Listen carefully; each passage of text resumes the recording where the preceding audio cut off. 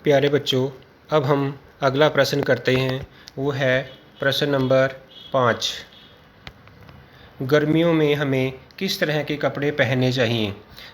गर्मियों में हमें हल्के रंग और सूती कपड़े जो कपास के बने होते हैं वो पहनने चाहिए।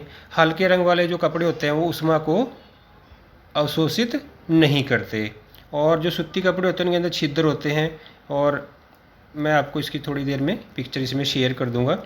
तो जिसमें पसीना जो है वो अवशोषित हो जाता है और वाष्पीकरण भी जो इसमें तेज़ी से होता है।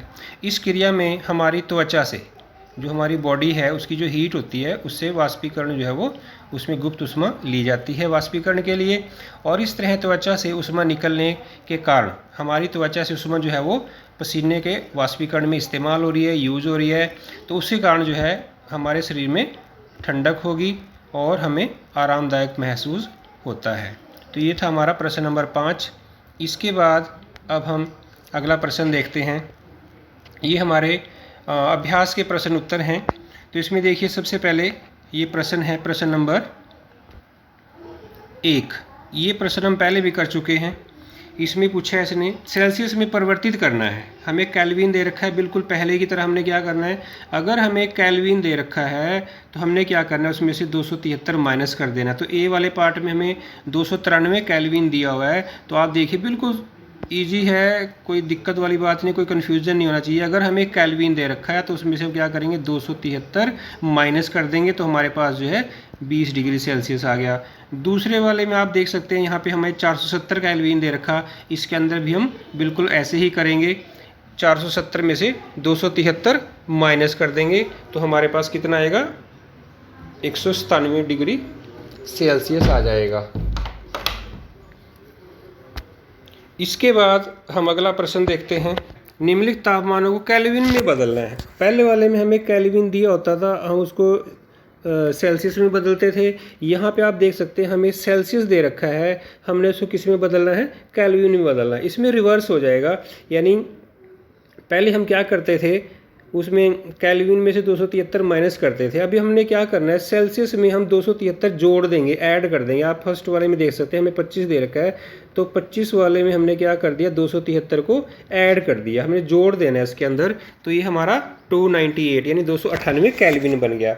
और जो बी पार्ट है, बी वाले पार्ट में हमें दे रखा है 373 डिग्री सेल्सियस। इसमें हमने बिल्कुल ऐसे करना है, 373 में हमने क्या कर दिया, 273 जोड़ दिया, तो ये बन गया 646 केल्विन। अब हम देखते हैं प्रश्न नंबर 3। निम्नलिखित अवलोकनों हेतु कारण लिखें। हमने इसके बारे में अपना कारण देना भी, ऐसा क्यों होता है। ए पार्ट देखिए आप, नेफ्थलीन को हम बिल्कुल साधारण भाषा में फर्नैल या फिनाइल बोल देते हैं। नेफ्थलीन को रखा रहने देने पर वह समय के साथ कुछ भी ठोस पदार्थ छोड़े बिना अदृश्य हो जाता है। यानी अगर हमारे पास फिनाइल की गोली है, उसको हमने अलमीरा में या अपनी किताबों में या कहीं पे भी रखा हुआ है, तो आप देखेंगे वो कुछ दिन के बाद जो अपने आप ही वहाँ से उसका जो साइज़ है वो थोड़ा थोड़ा छोटा होता रहता है और लास्ट में वो जाके ख़त्म हो जाती है। तो इस पार्ट को हम देखते हैं। इसका उत्तर देखिए, नेफ्थलीन एक वाष्पशील ठोस पदार्थ है।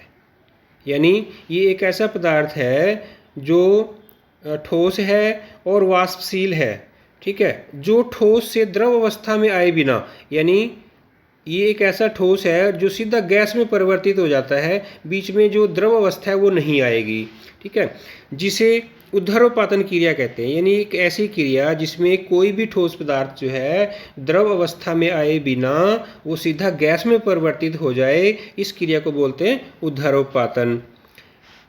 अतः कुछ समय बाद यह ठोस पदार्थ छोड़े बिना हवा में वाष्प बनकर उड़ जाता है, तो यानी उसका जो साइज है वो कम हो जाएगा। उसके बाद हमारे पास है इसका बी पार्ट। हमें इत्र की गंध बहुत दूर बैठे हुए पहुंच जाती है। जो सेंट होता है, जो परफ्यूम हम लगाते हैं, उसकी जो स्मेल है हमें बहुत दूर से आ जाती है। B part. इत्र एक वाष्पशील द्रव है, तो ये एक ऐसा द्रव होता है जो इसके वाष्प बन जाते हैं, जो तेजी से वाष्प में बदल जाता है, ठीक है, और वायु के कणों के साथ मिलकर सभी दिशाओं में तेजी से विसरित हो जाता है। यही कारण है इत्र की गंध दूर बैठे हुए भी हमारे पास पहुंच जाती है। अब हम देखते हैं प्रश्न नंबर 4। प्रश्न नंबर 4 में निम्नलिखित पदार्थों को उनके गुणों के बीच बढ़ते हुए आकर्षण के अनुसार व्यवस्थित करना है। जैसा हमने पिछले वीडियो में आपको बहुत अच्छे से कंचों की मदद से करके दिखाया था कि जो पदार्थ होते हैं उनके जो गुण होते हैं वो किस प्रकार होते हैं, क्या क्या गुण होते हैं उसके, तो उनको आप ध्यान में रखते हुए इस प्रश्न को हम करेंगे। तो इसमें सबसे पहले देखिए हमारे पास है जल, दूसरे नंबर पे है चीनी, फिर है हमारे पास ऑक्सीजन। आप देखिए जो जल है वो द्रव होता है, चीनी जो है वो ठोस है और ऑक्सीजन जो है गैस होती है। तो इसने पूछा है कि उनके बीच बढ़ते हुए आकर्षण बल, यानी सबसे पहले हमने उसको रखना है जिसके अंदर आकर्षण बल सबसे कम है, और वो है हमारे पास ऑक्सीजन। क्योंकि ऑक्सीजन गैस है और गैस के जो कण हैं वो बहुत दूर दूर होते हैं, इसलिए उनके बीच में जो आकर्षण बल है वो कम होगा। उसके बाद बारी आती है जल की। जो जल है वो द्रव है, तो द्रव के अंदर जो कण होते हैं थोड़े थोड़े पास पास आ जाते हैं और उनका जो आकर्षण बल है थोड़ा सा गैस के मुकाबले ज़्यादा हो जाएगा। फिर तीसरे नंबर पे हमारे पास आती है चीनी।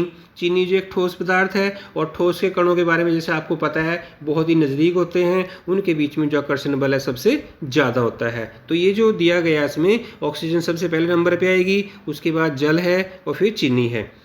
इसका क्या कारण है? ऑक्सीजन एक गैस है जिसमें कणों के बीच आकर्षण बल न्यूनतम होता है। द्रव जैसे जल से गैसों में अधिक तथा ठोस चीनी के कणों के बीच सर्वाधिक मजबूत आकर्षण बल होता है।